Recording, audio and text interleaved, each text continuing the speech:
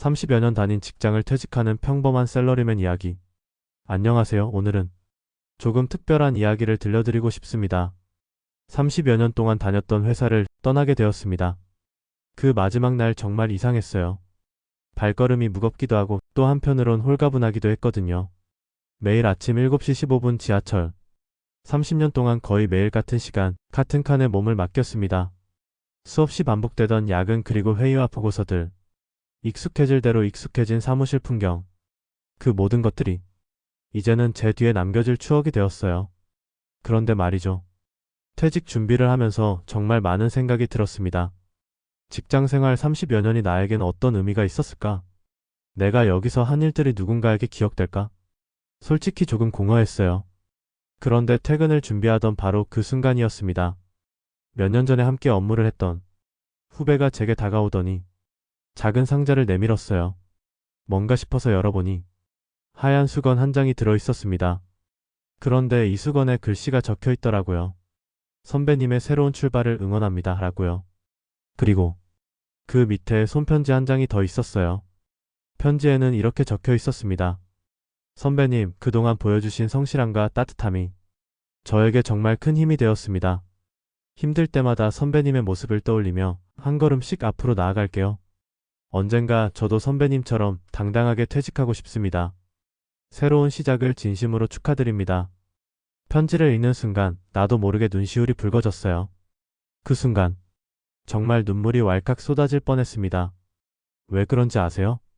퇴직이라는 게 때로는 마치 내 존재가 잊혀지는 것 같은 공허함을 주거든요.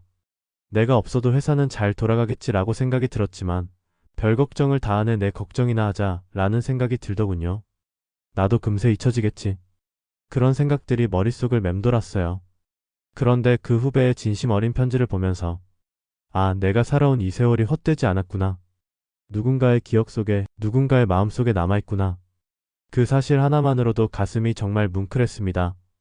여러분도 그런 경험 있으시죠? 예상치 못한 순간에 받는 작은 선물, 진심 어린 말 한마디가 때로는 세상 그 어떤 것보다 큰 힘이 될 때가 있잖아요. 퇴직 후에 찾아온 첫 아침의 자유에 대해서 이야기해 볼까요? 알람 시계가 울리지 않는 조용한 아침, 자연스럽게 눈을 떴어요. 30년 만에 처음으로 알람 소리 없이 눈을 떴어요. 평일 오전 8시 30분. 평소 같았으면 벌써 지하철 안에서 출근하고 있을 시간이었죠. 그런데 그 정적 속에서 문득 이런 생각이 들더군요. 이제는 하루의 모든 시간을 온전히 내가 선택할 수 있구나. 평일 아침에 여유롭게 차를 내려서 마실 수 있다니 생각해보세요.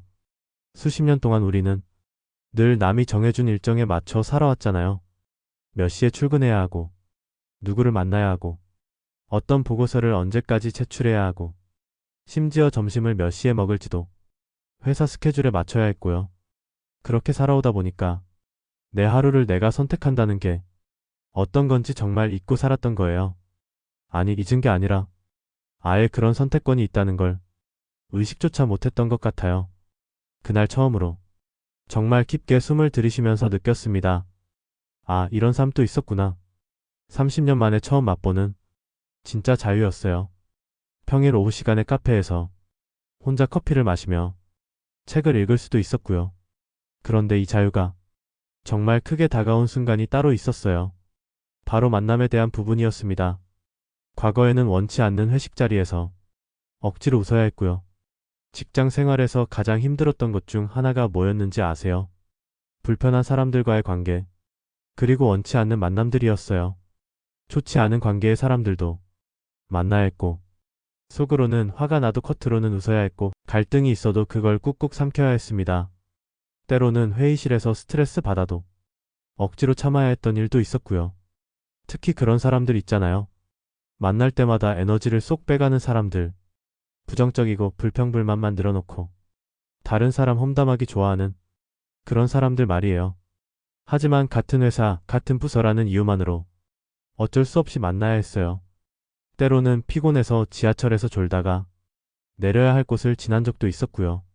그게 어른이고 직장인의 숙명이라고 생각했거든요. 원래 사회생활이란 게 이런 거야. 참고 살아야지. 물론 기분 좋고 의욕이 넘치던 시간도 많았지요. 30여 년이라는 긴 세월 동안 회사를 다닐 수 있었고, 이렇게 퇴직할 수 있음에 회사와 그리고 그동안 함께 일한 동료들에 감사하고 있습니다. 그런데 퇴직 후에 깨달은 게 있습니다. 이제는 만나는 사람과 시간에 대해서 내가 선택할 수 있다는 거예요. 내가 좋아하는 사람, 만나고 싶은 사람만 만나면 되는 거예요. 만나기 싫은 사람이라면 아예 만나지 않아도 되고요. 이게 별거 아닌 것 같지만 내가 선택할 수 있음이 감사해야 할 일이다 라는 것을 깨닫게 되었어요. 이제는 평일 오전에도 여유롭게 공원 산책을 할 수 있어요. 평일 오전에 산책이라는 이 시간이 저에게 준 해방감은 정말 말로 표현할 수 없을 정도였어요. 눈물이 날 만큼 소중했습니다. 마치 제 마음에 30여 년 동안 묶여있던 보이지 않는 사슬이 마침내 풀린 것 같았거든요. 여러분은 어떠세요? 혹시 지금도 만나기 싫은 사람들 때문에 스트레스 받고 계신가요? 물론 직장 생활을 하다 보면 어쩔 수 없는 부분들이 있죠. 하지만 적어도 퇴근 후 시간만큼은 내가 선택할 수 있다는 걸 잊지 마세요. 퇴직에 대해서 많은 분들이 끝이라고 생각하시잖아요. 저도 그랬어요. 마치 제 인생의 한 챕터가 완전히 끝나는 것 같았거든요. 그런데 알고 보니 퇴직은 끝이 아니라 또 다른 시작이었습니다. 한쪽의 문이 닫히니 또 다른 새로운 문이 열린다는 걸 깨달았어요. 앞으로의 미래를 위해서 근테크, 재테크, AI 같은 새로운 지식 알아가기 등 3가지 일을 잘해야겠다라는 생각이 들었어요. 첫째, 그동안 못했던 운동을 매일 조금씩이라도 해야겠다.